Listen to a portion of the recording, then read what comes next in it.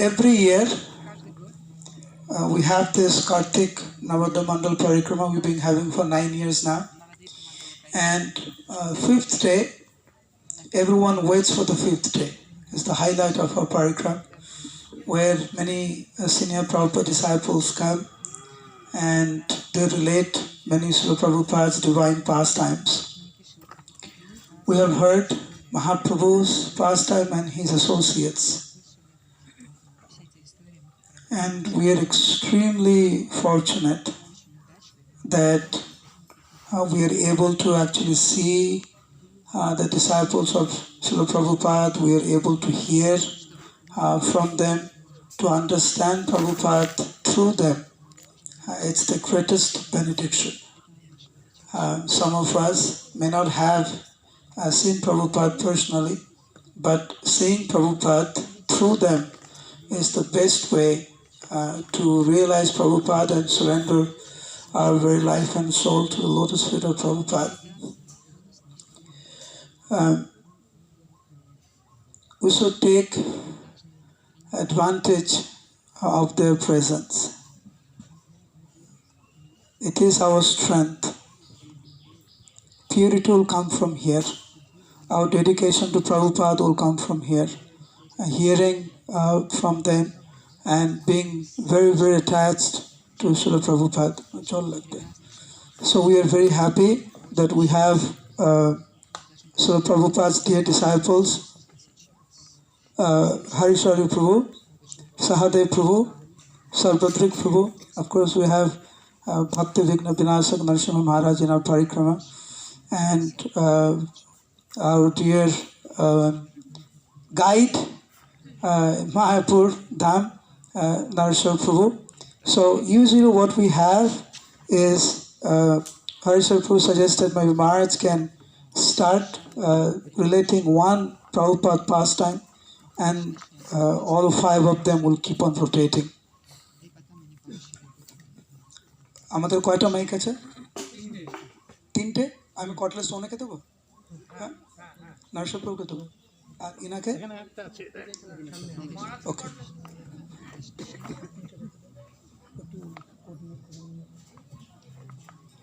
Srila Prabhupada ki. So I came to India in 1975, and first of all I came to Delhi, and it was summertime, and coming from the west I wasn't used to the heat of Delhi, and I got jaundice after a month or two, and Gopal Krishna Maharaj, he'd just come. We'd come actually together from America. We were in New York, and he got me to come to India, because at that time we didn't need visas to stay in India. So we came, and I was in Delhi, and I got jaundice, and I was really, I'm thin, but I was really thin when I got jaundice, So he told me, he said, wow, he said, you look, he said, you better, why don't you go to Calcutta? He said, Calcutta, you get good prasadam there. It's a better place to eat. If you're in Delhi, especially in the summer, it's pretty tough. And we were, struggling, of course, financially, as usual. So he told me, go to Calcutta.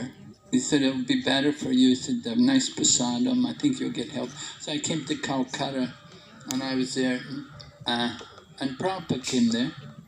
Prabhupada would always come to Calcutta temple. Whenever he came to Mayapur, he would first come to Calcutta temple. It was like his duty as the founder, as the guru, and was overseeing the affairs of the temple. He came to, he didn't think, oh, Calcutta, I'm not going to go there, I'm already at Calcutta airport, I can just go direct out to Mayapur, why I should go to Calcutta? But no, Prabhupada would always come to Calcutta temple, and he would come and stay at the temple. And so we were serving Radha Govinda, and I remember what happened was Well, it was actually, why I'm thinking of this pastime was because his son, Vrindavan, his youngest son, sometimes he would call up and say, he just wanted to talk to a devotee. You know, somebody just talk to us. And so I happened to be on the phone with him one night, and he was telling me, he said, you know, you don't know how strict my father was. Yeah. He really wanted to impress on me, you know. He said, you don't know how strict my father was. Anyway, we did see a little bit sometimes, you know, Prabhupada could be very sweet, but he could also be quite strict. So I wanted to give an example of his strictness. He was staying in Calcutta, and he said, bring me some fruit. He said, you made a fruit offering to the deities? You know, Radha Govinda. He said, just Prabhupada. He said, bring me some fruit. I want to see them, what they offered. So they brought the fruit. And Prabhupada tasted it. Then he said, who bought this fruit? And he said, oh, it was this one Bengali who was coming. He wasn't living in the temple, but he was the local man. His name was Debu. And they said, Debu brought to Prabhupada. He said, tell Debu come and see me. And Debu went in there, and Prabhupada said to him, you're Bengali? You don't know how to buy fruit? What kind of fruits are this? You brought this to offer to Radha Govinda? And he really wanted us to know it's very important to serve the deities, that you must take care. You purchase fruit, you purchase flowers and so on. You have to be careful what you purchase, and don't just get anything. So Prabhupada had that kind of concern to impress on us that we're serving the Supreme Lord. You don't want to just get anything, any garbage in the market. Don't just buy anything that's there, but make sure you get proper, good quality, because that's part of our devotion, right? Krishna will accept the offerings if there's devotion. And part of our devotion is that we should offer good quality for the deities. So that's one pastime which, you know, just from Calcutta I wanted to share with you.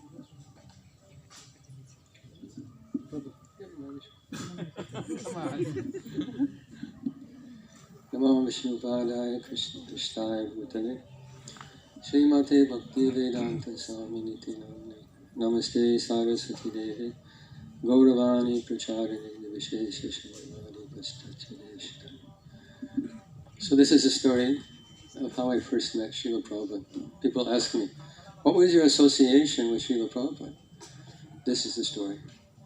I joined in Portland, Oregon in 1973, and we were a very poor temple. No one even had a real dhoti. You just hacked off a piece of polyester and wrapped it around your body, and that was a dhoti. If you had a real dhoti with a stripe on it from India, it was unheard of. No one had a real kurta. We just wore a ganji, t-shirt and polyester dhoti. That was our standard uniform, and it wasn't even yours. You just went into one common barrel, and the one devotee to wash everything. And if you got a dhoti, you got one. If you didn't, you're out of luck. So we were a very poor temple. We didn't even have our own tube of toothpaste. We'd take a piece of toothpaste out from the tube, put it on the brush our teeth. So Srila Prabhupada was in New Dwarka, and we'd heard about the opulence of New Dwarka. This is like Krishna's own palace, Dwarkadish, Rukmini Dwarkadish is there. Big opulent temple.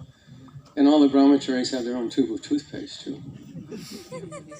So Srila Prabhupada was there, and the whole west coast of America went, from Canada down, Vancouver, Seattle, Portland, San Francisco, Los Angeles, Laguna Beach, and San Diego. All the devotees came to see Srila Prabhupada. We drove 2 days to come down the west coast on Highway 5. And we arrived in the afternoon, and we thought, now is the time to go take bath. We're good brahmacharis, take bath, fresh cloth, go see Rukmini Dwarkadish. So I followed my godbrother. Anyone been to Los Angeles Temple? No? Mataji? So I followed my godbrother through the side door and up the stairs. Anyone who's been there knows what that is. The first time I was there, I didn't know. And there's 4 doors. I opened one and my godbrother Shrishta Prabhu is in the bathroom taking shower. I thought, this is amazing. Not only do they have their own toothpaste, they get their own bathroom. So I thought, I'll just use the next bathroom down. But it's not a bathroom. It's Srila Prabhupada's room. And I opened the door and Srila Prabhupada standing there. And he says, yes. I go, Hare Krishna. And I closed the door. Probably the stupidest thing I ever did my whole life. Srila Prabhupada's going, yes, I could have asked him a question, I could have touched his feet, I could have asked him. But I thought I'm disturbing my Guru Maharaj. So I closed the door and I thought, stupid, you didn't even offer your obeisances. So my Srila Prabhupada's shoes were outside the door, so I put my foolish neophyte head on his shoes, took the dust from his lotus feet. And that, Mataji's and Prabhu's, was my personal association with Srila Prabhupada. He said one word to me, yes, and I said 2 words to him, Hare Krishna. So this is significant also, because you may ask, what is it that maintains me in my life? I didn't have the association, personal instruction to guide my life. You should do like this, you should... Didn't happen. What maintains me? The same thing that maintains each of you is what maintains me. To hear Srila Prabhupada's words, to read his books.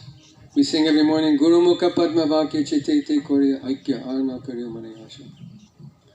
That we're worshipping the words emanating from his lotus mouth. What is that? That is Srila Prabhupada's books. He didn't write his books with pen and paper. He spoke his books. So when you read Srila Prabhupada's books, you're hearing directly from Srila Prabhupada. And that mercy is as available to each of you as it is to me. We serve in his institution. Take up some service to do something for Prabhupada, to push on his society, to to make him known all over the 3 worlds as a savior of humanity who changed the course of human history. This is our Srila Prabhupada. Take up some service in his society. Read his books, follow his instructions. In this way, we associate with Srila Prabhupada. And that mercy is available equally to you as it is to me. No, actually more available to you. Srila Prabhupada said that the grandson, the granddaughter, gets more mercy from the father than the father. Gets mercy from the grandfather, comes to the granddaughter, to the grandson. So Srila Prabhupada is especially merciful to all of you. And your future is very bright because you've come forward to serve this institution. You see, all of us, we've all become old men. 70s, we have godbrothers in their 80s. We're celebrating the 125th anniversary of Srila Prabhupada's appearance in this world. None of us will see 150. Please think about this deeply. You'll all see 150th anniversary of Srila Prabhupada's appearance in this world.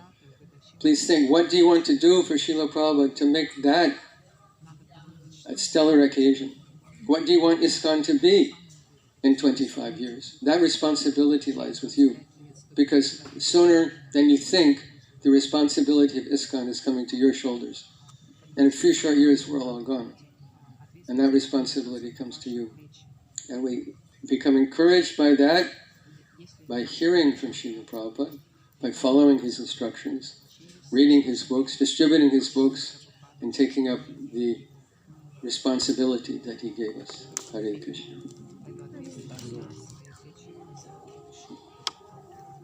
You're in the line.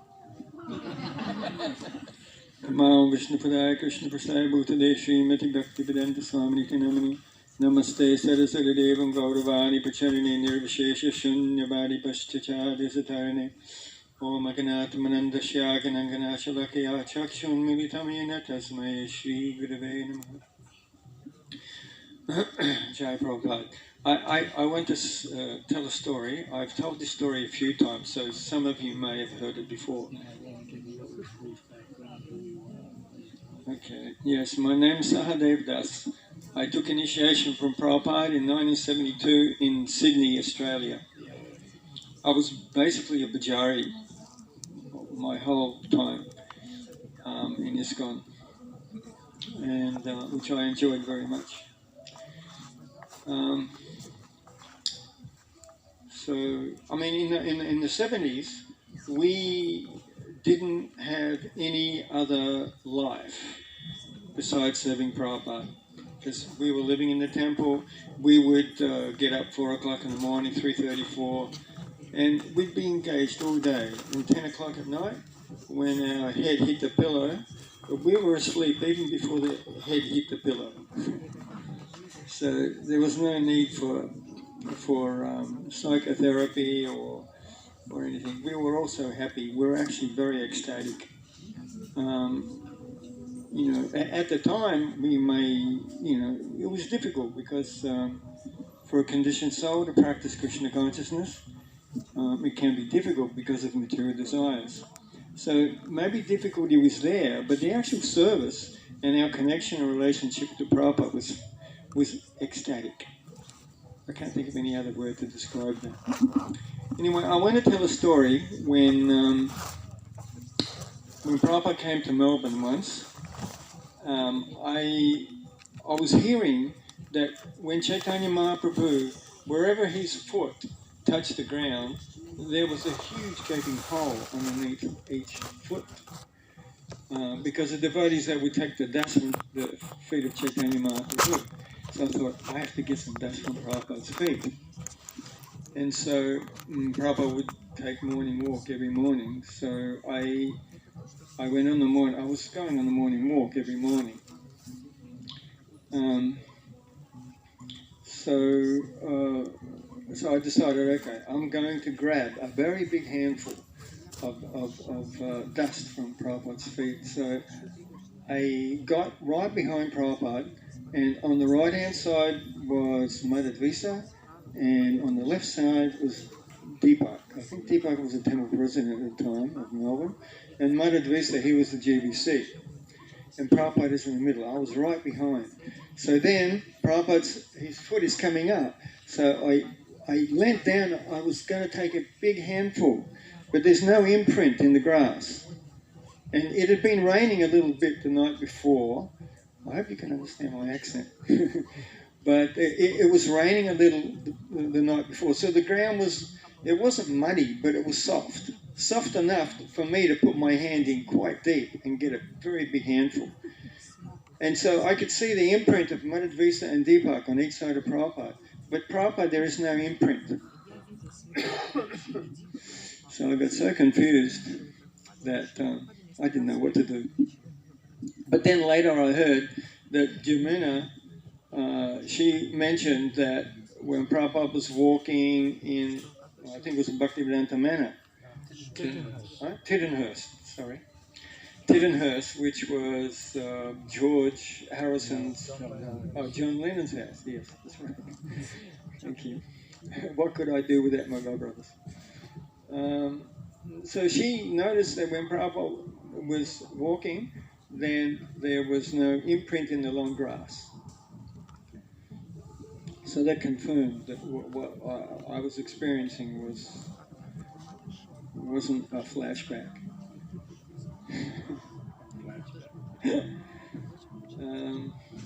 Yes. Okay. Just one more.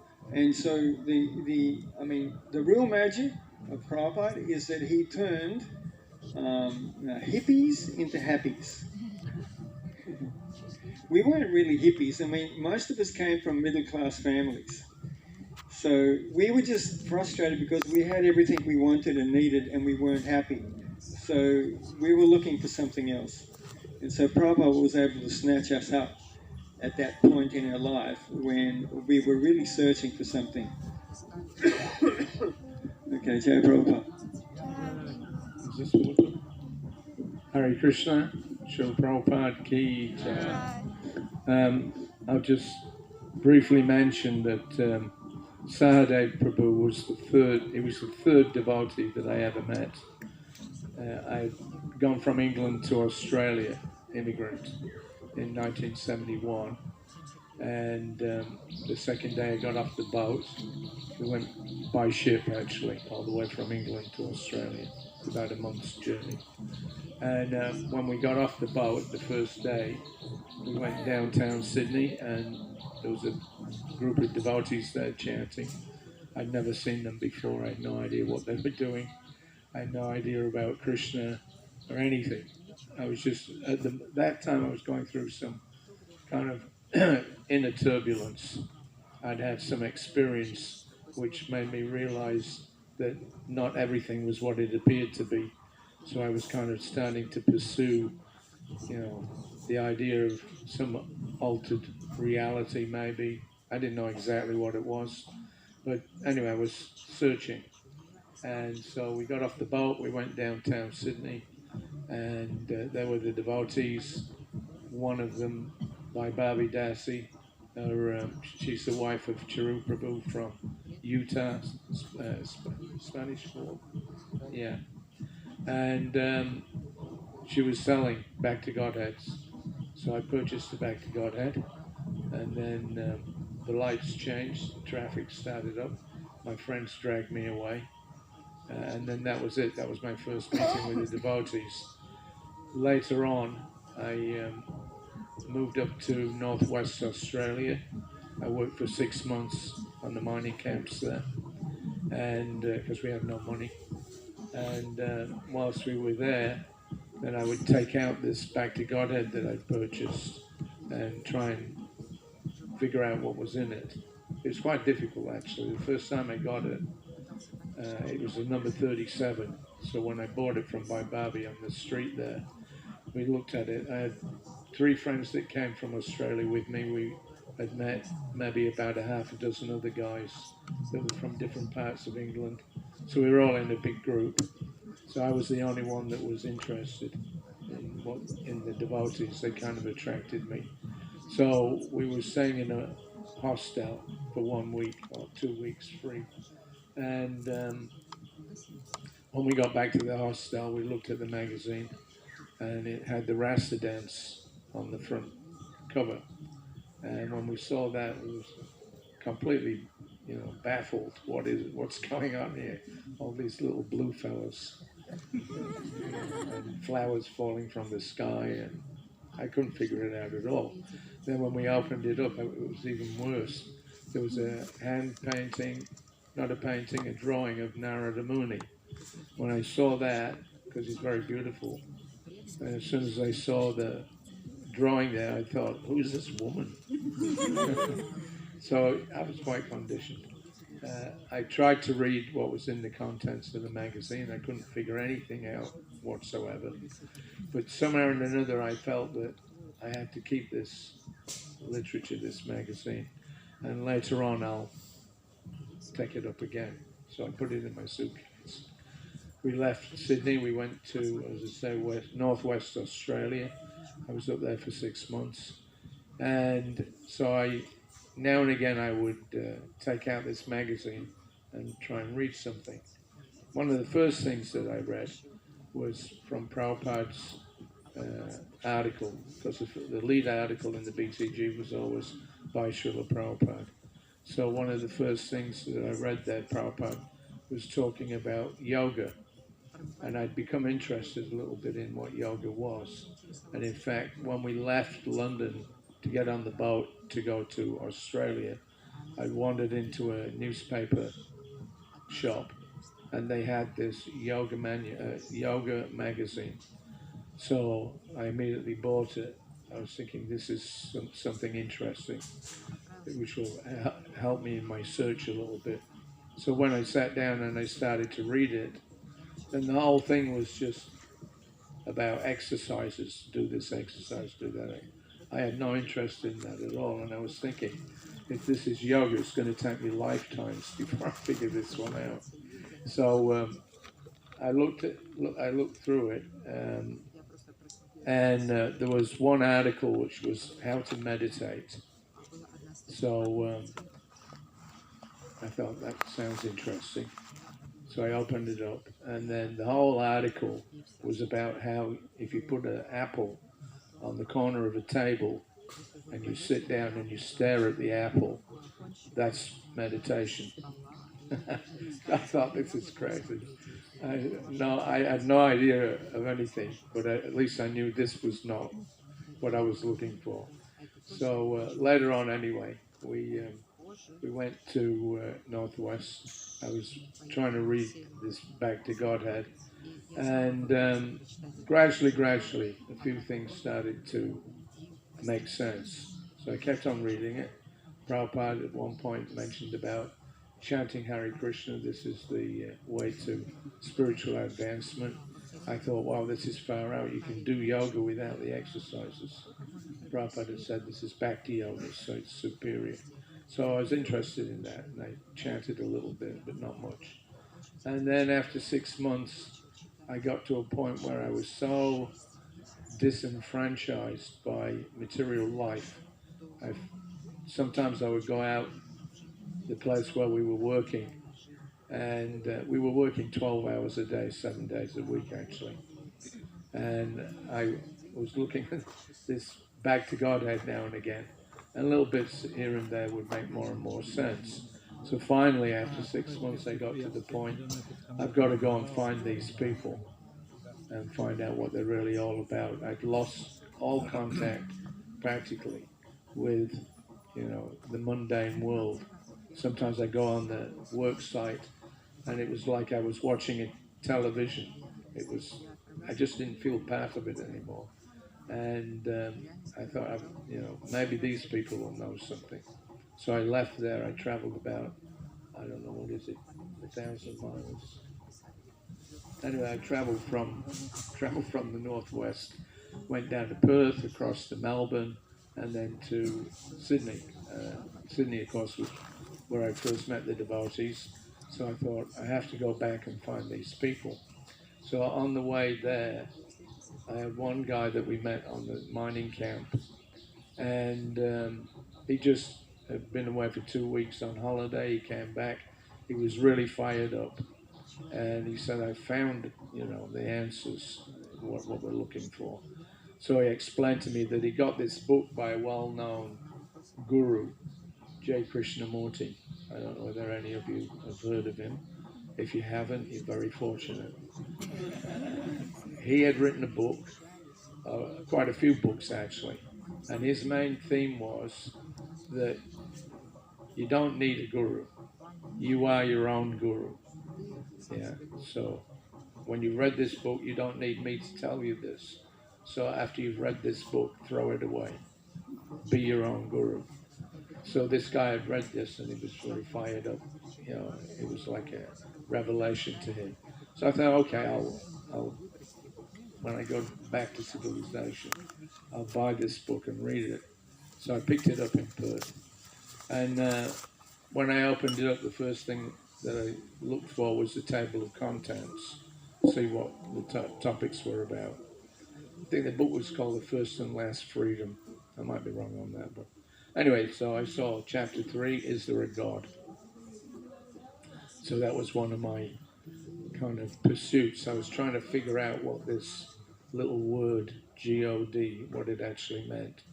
I figured out a lot of other things gradually about reincarnation and things like that, but I could not figure out what God was. So this guy saying, is there a God? I thought, great, I'll have a look at that. So as soon as I started reading it, then he said, well, people ask me, is there a God? So I tell them, if you believe that there's a God, then there's a God. And if you don't believe there's a God, then there's no God. I thought, this is just rubbish. It didn't make any sense at all. I was thinking that if there is a God, then he's there whether you believe it or not. Yeah. It doesn't matter what you believe, whether you believe there is one or there isn't one. If he actually exists, that goes beyond your own belief. So I took his advice and I threw the book away. And I carried on my journey. I got down to Perth. I went over to Melbourne. So whilst I was in Melbourne, I was waiting for about 8 hours for my train to Sydney. and I happened to wander into the main Melbourne Civic Square outside the council depot, and there were some devotees there, and they were chanting. So I was very attracted by that. I think in the time that I've seen them in Sydney in May of 1971, then a few of them had gone down to Melbourne and started a temple there. So I walked over. There was one devotee, his name was Upananda. He was from America, and he had a stack of Back to Godhead. So immediately I asked him, "What have you got there?" He had three editions that I'd not read, so I bought the three of them. And then I asked him, "Have you got anything there that tells you what God is?" So he got really excited. Because making new devotees in those days was not easy. So if somebody actually asked you, what is God, you got fired up and sit him down and preach to him. And so I told him I'm on my way to Sydney to see your temple there. So he said, no, you don't have to go to Sydney. You should stay here in Melbourne. We've got a place you can come and live with us. But I said, no, I've got to go to Sydney. So I asked him, I said, have you got anything in this magazine that tells you what God is? So immediately, to his credit, he'd actually read the BTGs, and he immediately opened it up, and Prabhupada's article was there.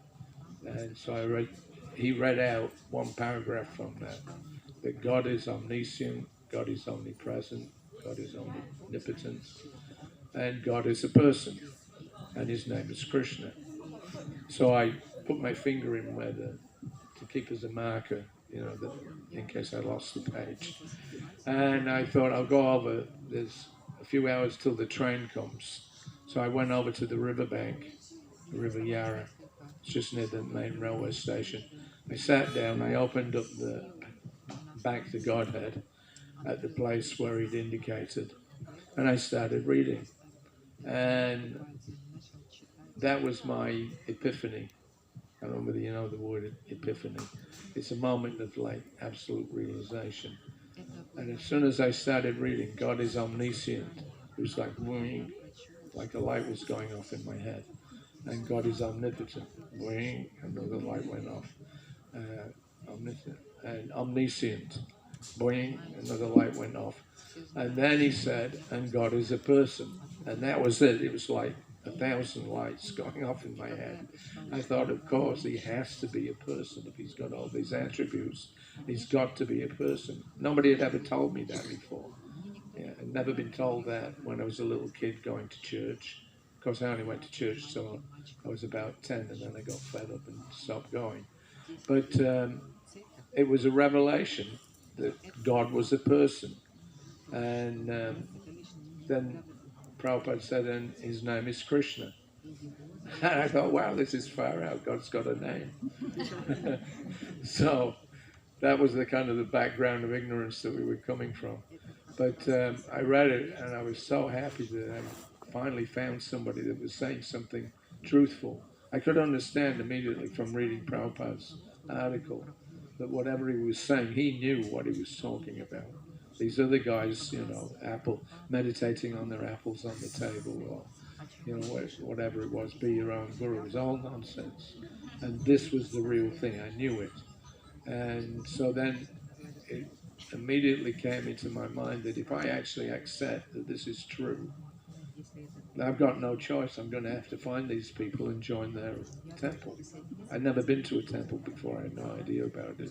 I didn't know what you had to do or not do or whatever. I started to become a vegetarian. That was about as close as I got. So that was it. I got the train overnight to Sydney.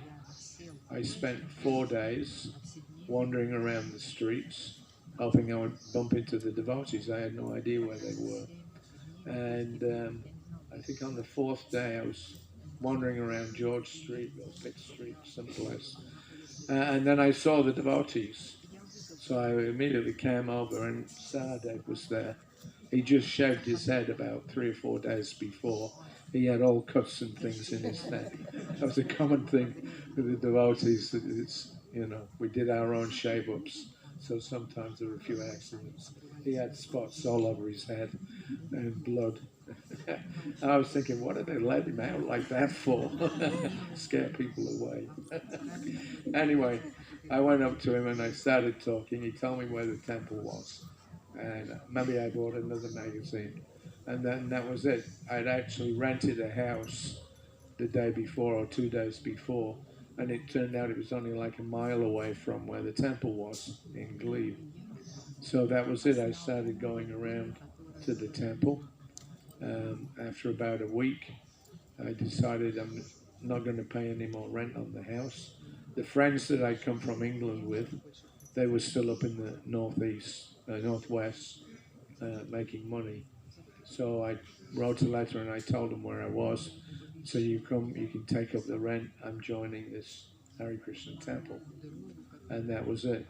So after a couple of days, they arrived, a few days, and then I remember I was so excited about the whole thing that I spent the entire night from like 8 in the night till about 6 in the next morning talking.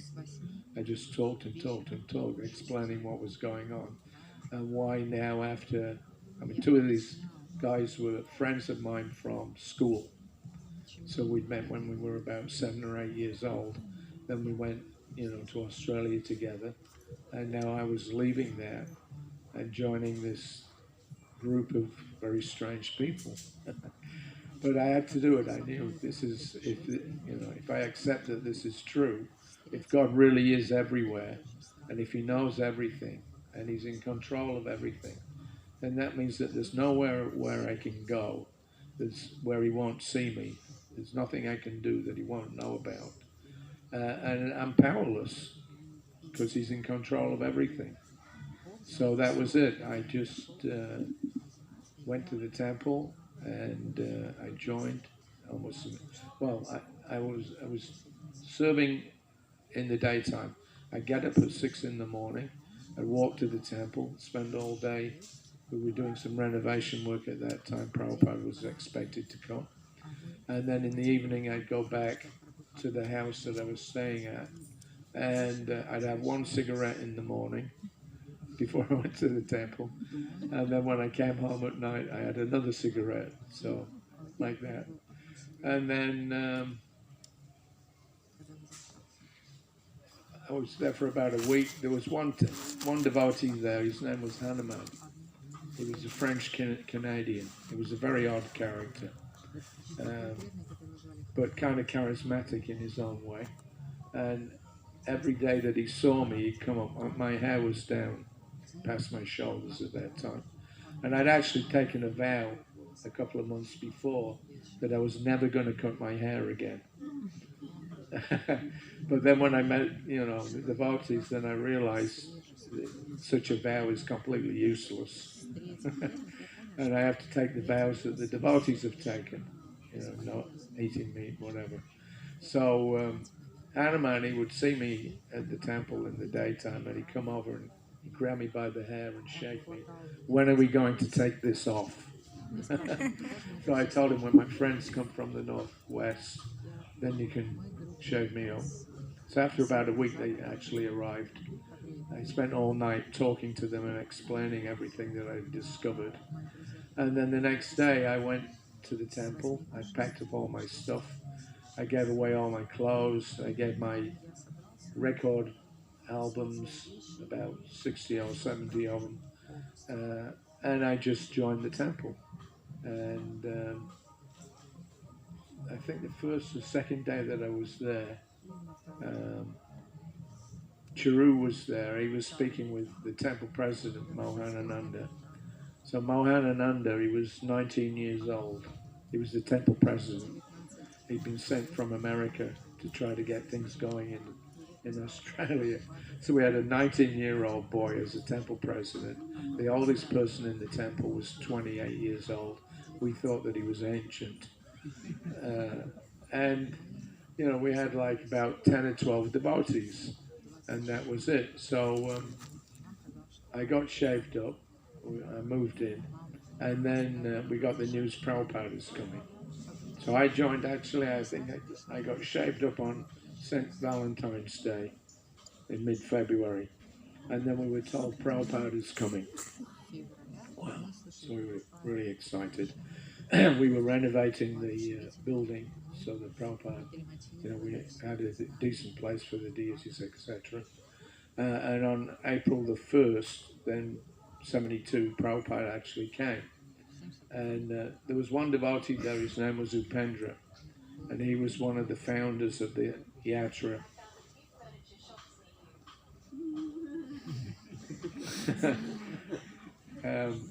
What was it saying?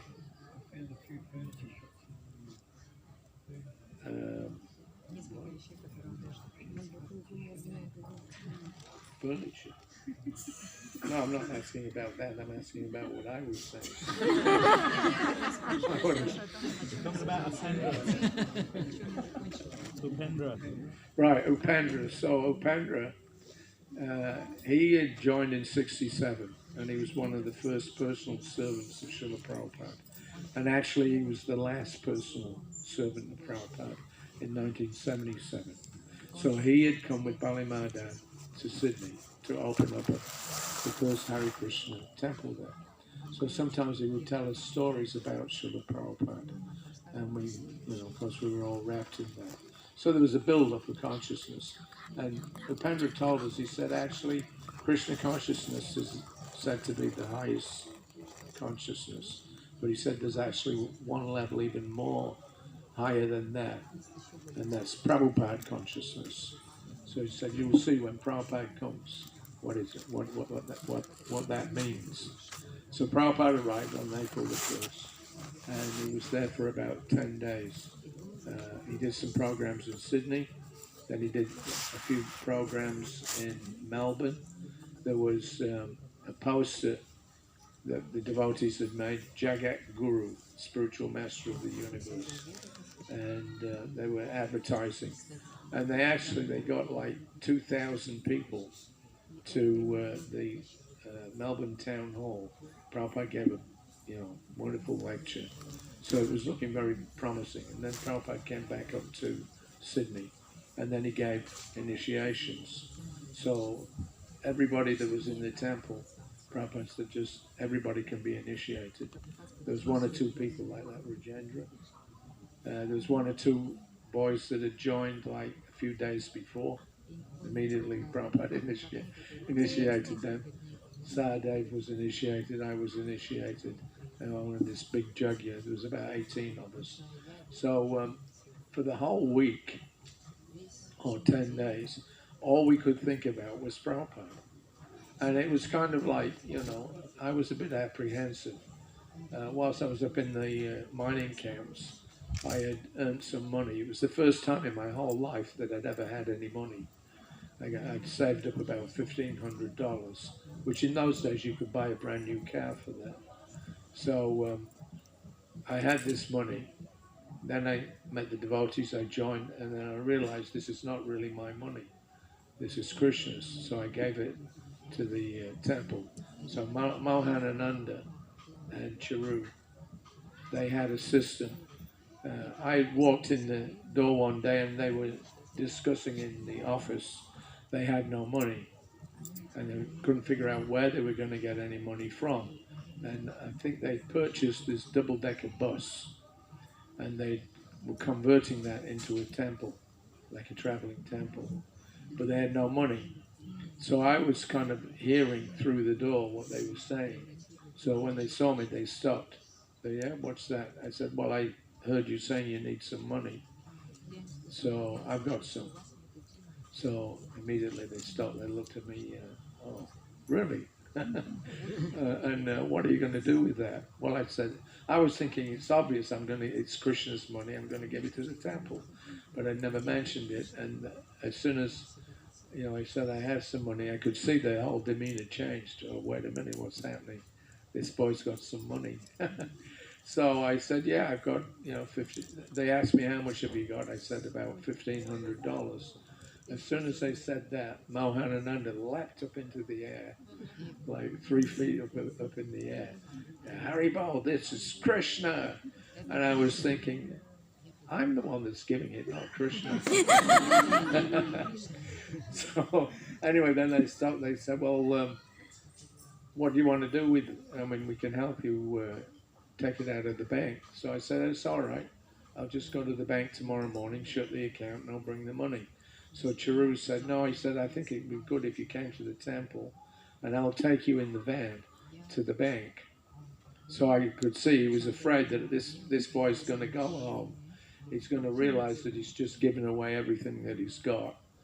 And, you know, he'll fall into Maya, and then we won't see him again.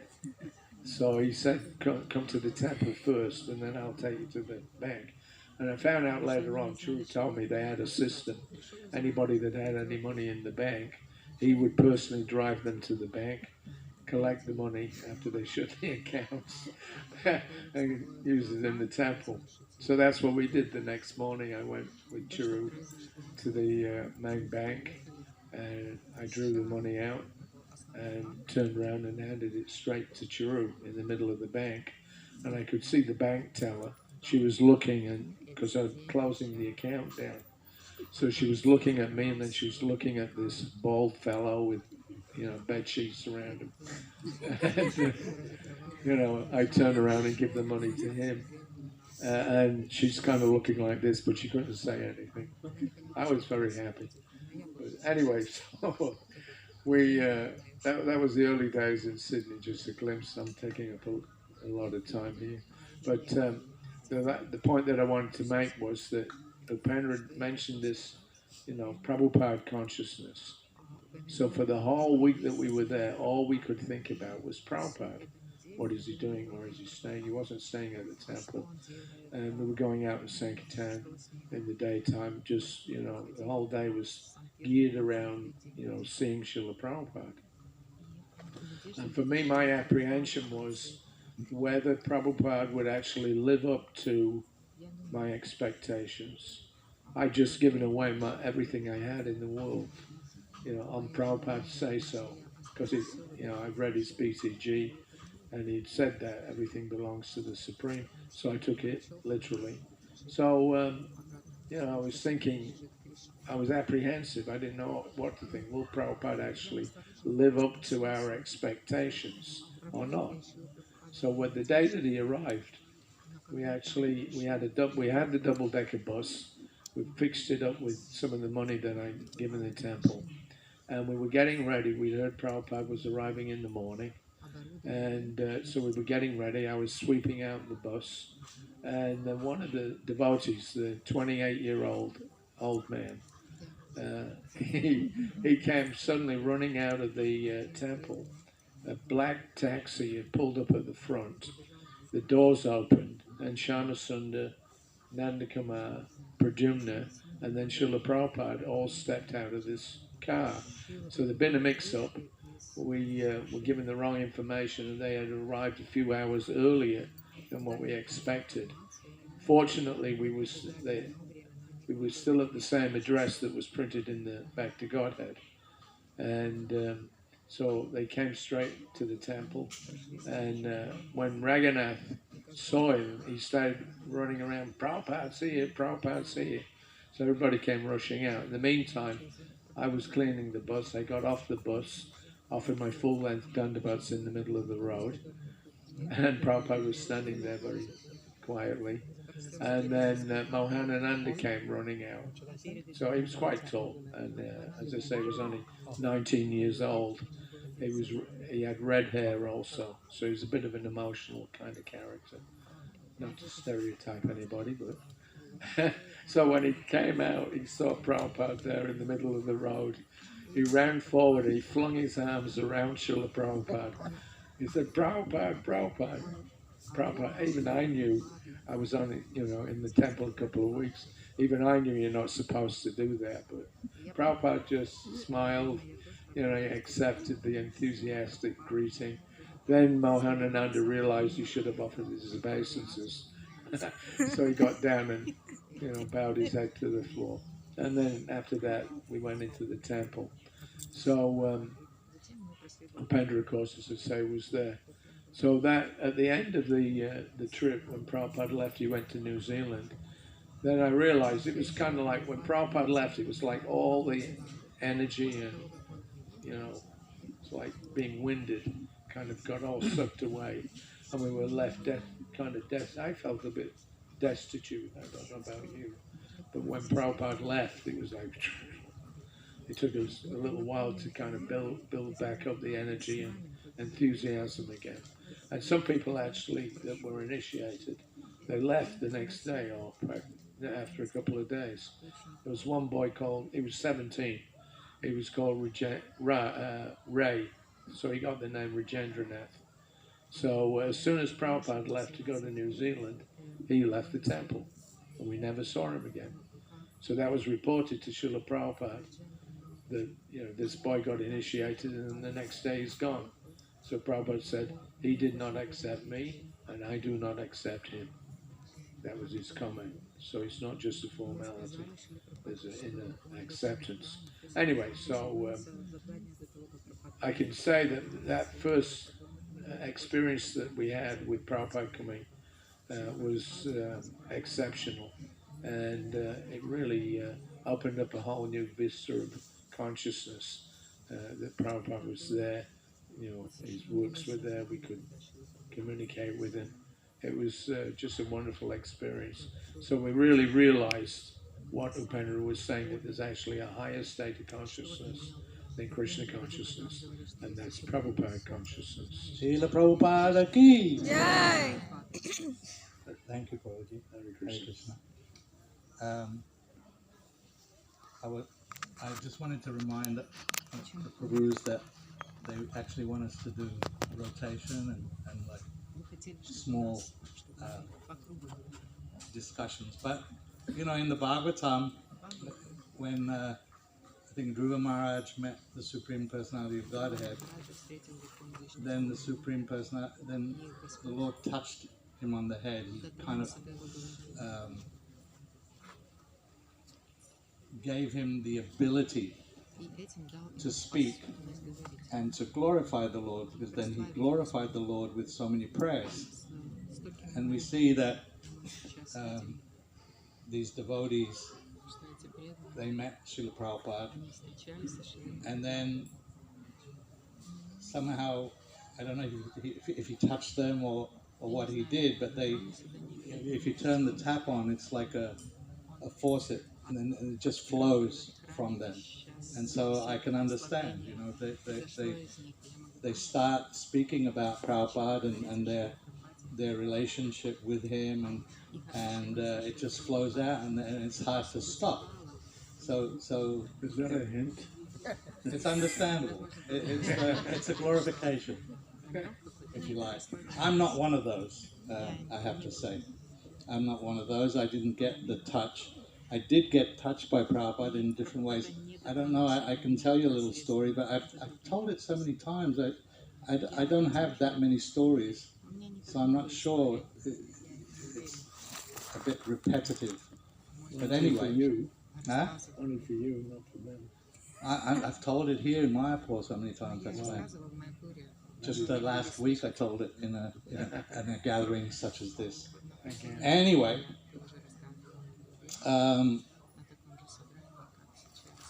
about a month after I came into contact with the devotees and joined the temple in Mexico City, I made my way up to Washington, D.C.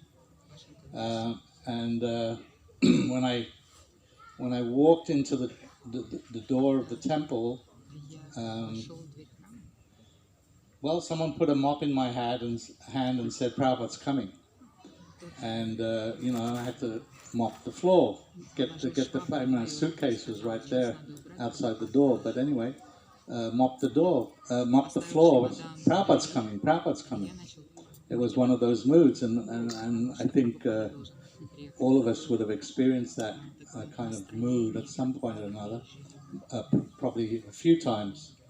Anyway, this was my first experience. Prabhupada's coming, and he actually did arrive the next day. The place was packed with devotees. Prabhupada came there to open that temple. It was the opening of the Washington D.C. Potomac Temple, and there was all the Radha Damodar traveling Sankirtan devotees were there. Many sannyasis from all over America were there. And so Prabhupada had his, you couldn't really get near to Srila Prabhupada. At least someone like myself couldn't. But I was helping out in the temple. I remember one time I was told to take the plate of Mahaprasad up. Prabhupada was staying in a little house away from the main building of the temple. Take this plate up. It's for the sannyasis. So I walked up there. I didn't know what a sannyasi was. And then I bumped into Pradumna Prabhu. I said, "Oh, this is for the sannyasis." And he said, "Oh yeah, that's me." And he took the plate and he disappeared into the house. so that was, So They don't know he's not a sannyasi. Oh, Pradumna was Prabhupada's Sanskrit editor, and he was traveling. Harisori Prabhu mentioned him. He would travel with Prabhupada, but he was not a sannyasi. He was a grihastha. Anyway, he grabbed the plate and said, "Yeah, that's me," and he disappeared with the plate. So anyway, Prabhupada was giving classes every day, and I attended those classes. I can't remember anything about them, but I do remember that Vrishakapi Prabhu, who was the temple president, he asked me if I wanted to attend a darshan. Prabhupada was giving darshan in the evenings, and I think Swarup Damodar was bringing lots of scientists. If you look at that section of the Prabhupada's, what is that? And the conversations and it's all there. He had these scientists coming, and he was preaching to scientists, but the devotees would go in also, and they would sit in there. So Vrishakapi arranged for me to go in there because I was helping him a lot, and he was kind of appreciative. He said, "You want to go in?" And I said, "Yeah, sure." Dr. Norman, it's like a month in the movement. So anyway, he got me in, and I sat down in the crowded room, and Prabhu got one word. I think he said one word, right? One word. I got three. When the guests were leaving, the guests were sitting on the outside of the room. There was chairs around the outside of the room, and the guests were sitting there. As soon as I got a chance, when some guests left, I got up and I sat in one of the chairs. You sit down. So that was my three words, and that was, and so I disappeared into the carpet, very embarrassed, like very kind of shaken up, oh my God, what did I do? And then at the end of the class, another class, the darshan, the devotees were all leaving the room, and then I was getting smacked on the back by the different devotees. "Oh, wow, yeah, you're so lucky, you got the mercy. You got the mercy." And I said, "These guys are a little crazy, I got it didn't feel like I got the mercy." Of course, I realized later that actually it was very merciful, and it was an instruction that I got from Srila Prabhupada. I still don't like sitting on the floor, but he said, "You sit down." Hare Krishna. I never heard that. I never heard of it.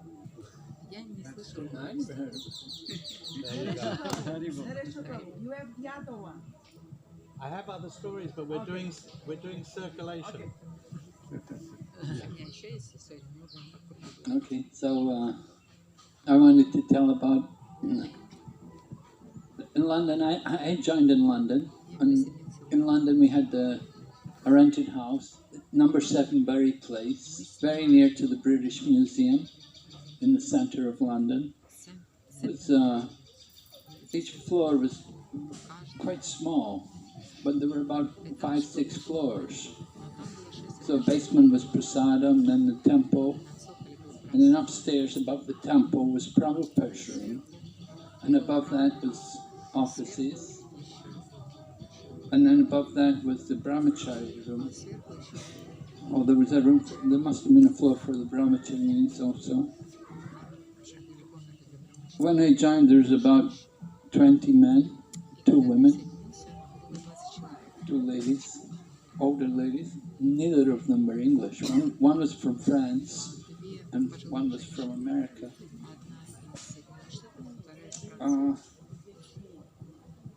Anyway, the movement was really going on. It was really dynamic. George Harrison had released My Sweet Lord, and then he'd written the introduction to the Krishna book, and the Krishna book volume 1 had come out. After a little while, the volume 2 came. It took some time. So, you know, it was very special to have these books. We had no Bhagavad Gita. We had abridged Macmillan Bhagavad Gita. No Sanskrit in the verses. But we go on morning walk with Prabhupada, and Prabhupada would say, "What is that verse?" We were, huh? No, we didn't know anything. But there was one Indian man who was spending some time staying in the temple, and he would know all the verses. He'd come from a Vaishnava family, and so when Prabhupada would say, "Who knows that verse?" he would say. So every morning walking with Prabhupada would quiz the devotees, you know, "Who knows that verse?" Huh? We didn't know, but he knew. So we picked up on that we have to read Prabhupada's books, we have to learn the verses. Sometimes devotees think, "Oh, so much trouble, we don't like it." But Prabhupada really wanted it. He wanted us to know the verses, to know the scriptures. It meant a lot to him. And when Prabhupada would come, of course people would always say, "Prabhupada's coming." And from the first moment I walked in the door, this Mundakini, the French girl, was saying, "Prabhupada's going to come," and she'd point to the picture and I'd say, "Prabhupada?" No? And she'd sing, "Prabhupada's coming, Prabhupada's coming." Oh really? When is he coming? "Oh, it's coming soon." And that went on for months. You know? "Prabhupada's coming, Prabhupada's coming." Month after month, you know. We'd always hear that. Finally, it would take some time before Prabhupada actually came. And when he did come, it was so interesting that big crowds of people would come. So many people, you know, and they're going, "Prabhupada, Prabhupada!" Like they knew Prabhupada. It's like they knew Prabhupada. You never saw them all year. They never did anything. They never did any service or anything. But when Prabhupada would come, they'd all come and they're going, "Prabhupada, Prabhupada," and they're all sitting at Prabhupada's feet and they're so eager to be with Prabhupada. And as soon as Prabhupada would go, we never saw them again. So that was a common scenario all over the world. You get these kind of people, the Prabhupada followers, in name only. Hare Krishna. So our esteemed godbrother, His Grace Indra Prabhu, everyone knows Indra Prabhu. Who hasn't listened to Indra Prabhu's kirtans? So he was sleeping at the Goshala, and he was attacked by a Brahma Rakshasa. So we began to chant, "Hare Krishna, Krishna Krishna, Hare." The Rakshasa went, "Hare Rama, Hare Rama, Hare Rama, Rama." So we started chanting, "Ugram Dhiram Ha Vishnum Jalantam Sam." The Rakshasa, So I thought, I'm going to die. So we began to chant, "Prabhupada, Prabhupada." Rakshasa left. Srila Prabhupada ki jai.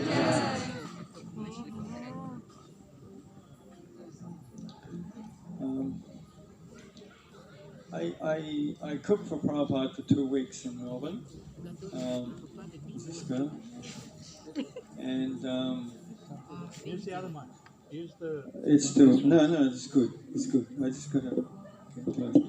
So Shruti Kirti was Prabhupada's personal servant. So he came with Prabhupada. This is in Melbourne. I was at Bajari then, and I was doing most of the cooking in the Melbourne temple.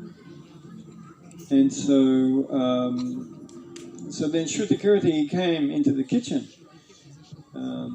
one morning, and he said, "Oh, would you like to cook for Prabhupada?" I said, "Yeah."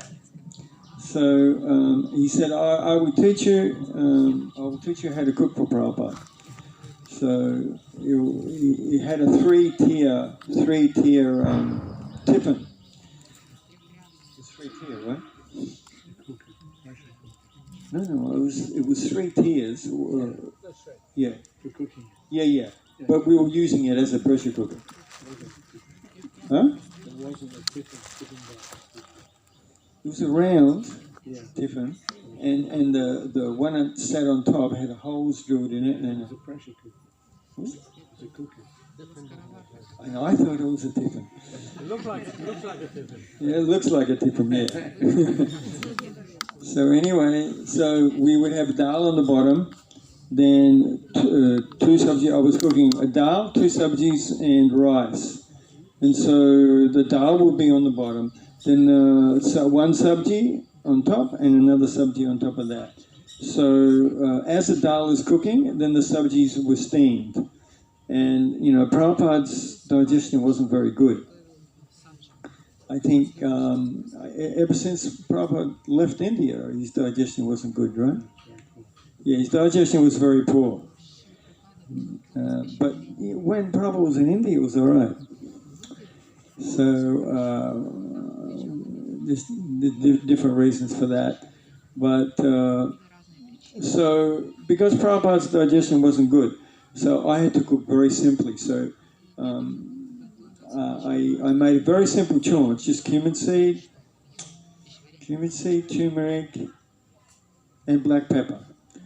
And both sabjis were chaunched in a similar way. Sometimes one sabji may have bay leaves or something, or a little different. So I was doing this every day. And also for Prabhupada's breakfast, then I would when Prabhupada was finished, his breakfast in the morning, I would get the plate. So on the plate, you'd find orange peels, apple cores, find different, and Prabhupada would leave maybe a sweet or a few other things. So as I'm going, because Prabhupada was on upstairs in the Melbourne Temple, it was a nunnery, a Catholic nunnery. So we bought that, and it was ideal for our temple. And so as I was coming down the stairs with the plate, I didn't even make it to the bottom of the stairs. There's devotees that jumped from everywhere, from behind, from above, and they were grabbing anything they could possibly get.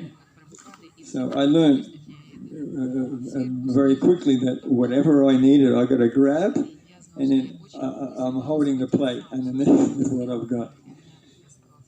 So yeah, we would eat everything. Apple cores, orange peels, even banana peels. Yeah. So then I'm cooking for Prabhupada's lunch every day, and then it was a Ekadasi. So then Shruti Kirti, he told me, he said, today Prabhupada wants something extra, some special extra preparation. So he explained to me how to do it. You peel potatoes, you boil them, and then mash them. And so while they're really hot, you add tapioca. Sago is the small one, or tapioca is the small one? I can't remember. Anyway, the small sago or tapioca, you add there with some black pepper, salt, you mix it through, let it sit for 5 or 10 minutes.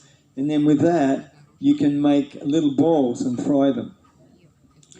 So I mean, I'm thinking, oh, you know, Prabhupada's following a very strict light diet, but on Ekadasi he wants fried potato balls. Yeah, so and so I would bring the prasadam up to Prabhupada to his room, and then Shrutakirti would take the plate and then give to Prabhupada. So the door was open at that time, so I would see that Shrutakirti would take the plate, put it in front of Prabhupada, and Prabhupada wanted it on the same time every day also. That was very important. And because Ayurvedically, if you eat lunch at the same time within a minute, on a daily basis, and the digestion becomes stronger. So I think I was 2 minutes late one day, and Shrutakirti was going because the digestive juices, they begin at that time. If you like training an animal, if you train the digestive system properly, then by eating at the same time every day, then at that time of the day, the digestive juices become very, proficient. So if nothing is eaten at that time, those digestive juices, they are reabsorbed. They are absorbed into the blood in a toxic form. So there's a whole science, Vedic science, about eating that Prabhupada was following. So then Shrutakirti would put the plate down in front of Prabhupada, and Prabhupada would the relationship between Shrutakirti and Prabhupada, there was a very, very loving mood that Prabhupada had. And I experienced that previously on a number of occasions. Like once when Hari Sori was saying, when we got initiated, then one evening we would take prasadam every evening after Aarti. And so one evening, it wasn't really evening, it was just as the sun was setting. And so Prabhupada came out. Sometimes Prabhupada would just come out to give us association. Because, you know, it wasn't easy to see Prabhupada. There was, I'll get into that later. So this was in Sydney. So then, so Prabhupada came out. Now, the thing, pure devotees, they have all good qualities. So this is my first experience in associating with Prabhupada. And so what struck me the most was Prabhupada's humility. He was a big man. He was a big guru at temples all over the world, international society of Krishna consciousness. There was not one strand of ego there. And he was so affectionate, so loving, like a father to us all, which melted our hearts and gave us inspiration and enthusiasm to serve such a wonderful person. And then so Prabhupada began talking to us, and then Prabhupada pointed to the stars because the sun was almost set, so it was twilight. Prabhupada pointed to the stars and he said, on every star, demigods are living. No, he didn't say demigods. He said on every star there are devotees living there. Now, previously in my education, we were taught that there's nothing out there. And if there was something out there, they're boogeymen and they want to get you. So for me, it was such a breath of fresh air that my whole understanding of the universe just changed just like that. And I thought, they're our friends. They're our well-wishers. They're devotees of Krishna. I was so happy to hear that. And really from that time onwards, I just became more and more happy hearing from Prabhupada. Everything that I read from Prabhupada and hearing from Prabhupada. Because I was a pujari, I was spending maybe 6 hours a day in cooking and in doing puja. So I used to listen to tapes of Prabhupada, the morning walks and classes. And that's really how I became educated in Krishna consciousness, because I didn't have time to read. I had maybe an hour. And in that hour, I was so riveted, I didn't want to leave Bhagavatam. But I didn't have time. So I was able to hear Prabhupada's classes, which was really nice. And the morning walks were good, but yeah. But no. Okay. I better circulate, huh? Taking up too much time. I'm just following Harry, sorry. This is working, yeah. Sadev mentioned there about cooking. That was one of my abject failures in my personal service to Srila Prabhupada, that I never learned how to cook. The first time I tried, well, when I joined Prabhupada's party, that was in November of 1975, Harikesh was on the party, and he was an expert cook, so he took care of that.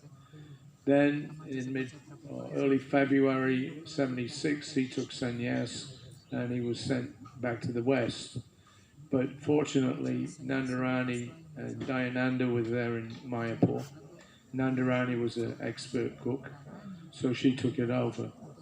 Then she was sent, or they were sent to Iran, to Tehran later. And when they left, then I think Kaushalya just happened to be there in the Bombay temple. So she was doing the cooking. So somehow or another I was able to arrange other people that were actually good cooks to make Prabhupada's lunch. Banu Maharaj did it when we were in Melbourne. So after we left Melbourne, we went to Auckland, New Zealand, and that was a very small temple. And when we got there, there was nobody actually available to do the cooking, somehow or another. We were only there a day and a half, but I had kind of thought that there's got to be somebody around that can cook. So I didn't really pursue it very strongly. I just thought somebody would, appear. But that didn't happen, so I had to take my first opportunity for cooking and using Prabhupada's 3-tier cooker. It's not a tiffin box, actually.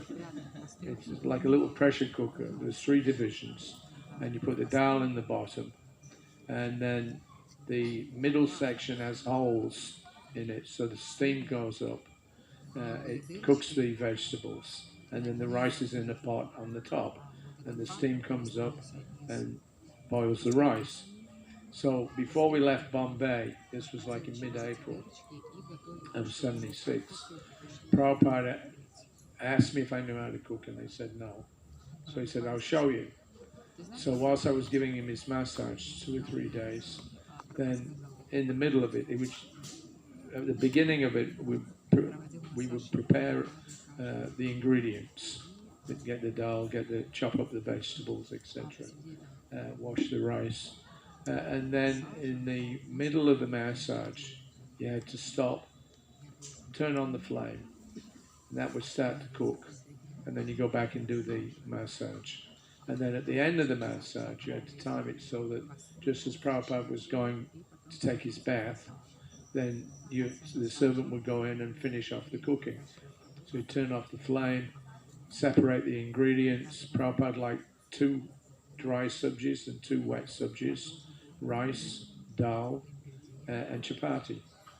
So the 2 or 3 days that Prabhupada showed us, Pradyumna was there as well. So, it looked really easy. After a couple of days, I thought, yeah, no problem. And then we left on about the 18th of April. We went down to Melbourne.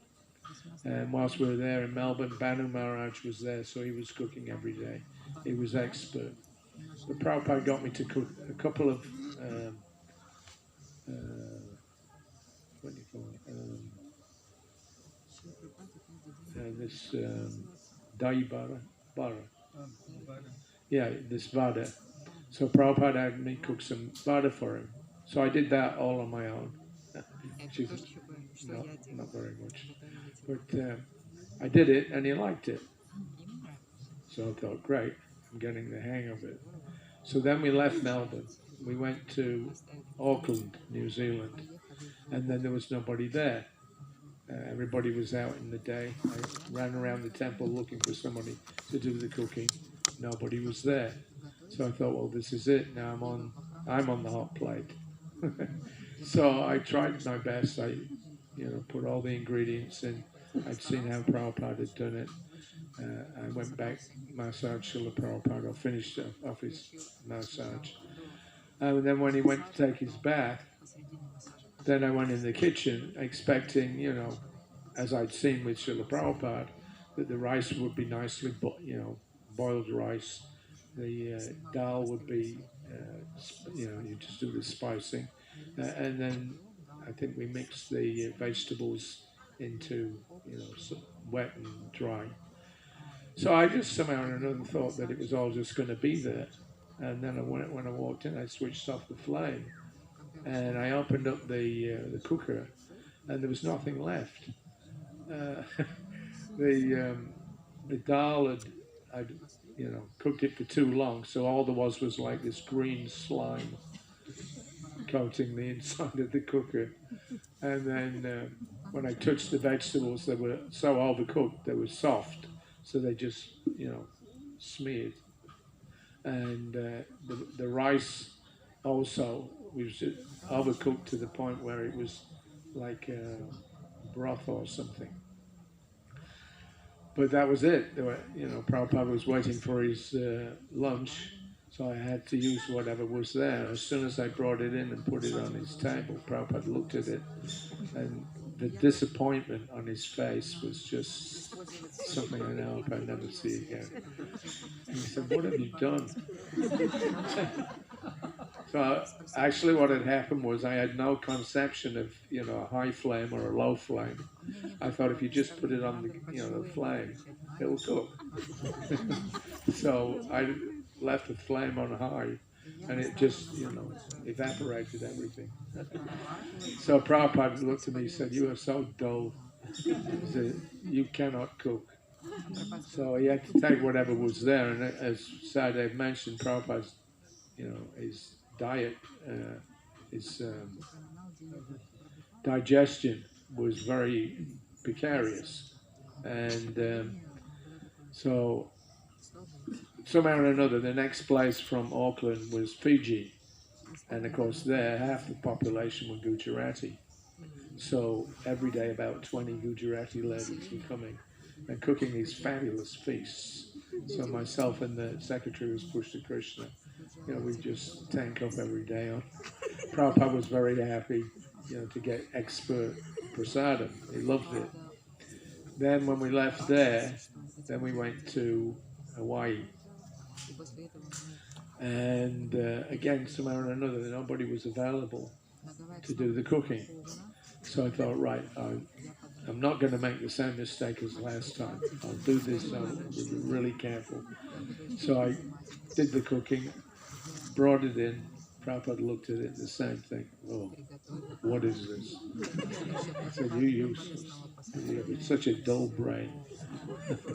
So he said, "All right." He said, "Just arrange to bring some cooker up in there's like a room between his bedroom and sitting room."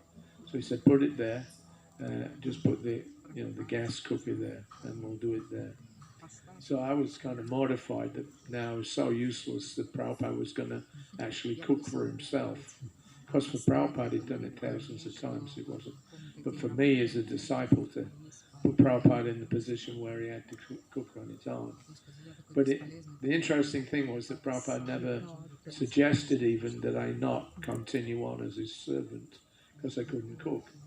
Cooking was one of the primary activities of the servant. Prabhupada never even hinted that because I couldn't cook, that I shouldn't travel with him and he should get somebody that could cook. All he said was, "Bring the burners and I'll cook." So I was mortified. I went downstairs, and the temple president at that time was Sukadev Prabhu. So I told him, I said, "Prabhupada wants some burners to be brought up into his room so that he can cook himself." he said, but I can cook. So he immediately got excited about it. So we went up to see him. I was excited to find somebody else to cover my blunders. As soon as Sukadev said, Prabhupada, I can cook, immediately Prabhupada smiled, he brightened up, he said, yes, very good. So he didn't really want to cook for himself. So for the rest of the month, he cooked very nicely. Prabhupada was very pleased with him. So then from there we went to LA. Yamuna Devi and Palika Devi, they came down. They were the best cooks in the movement.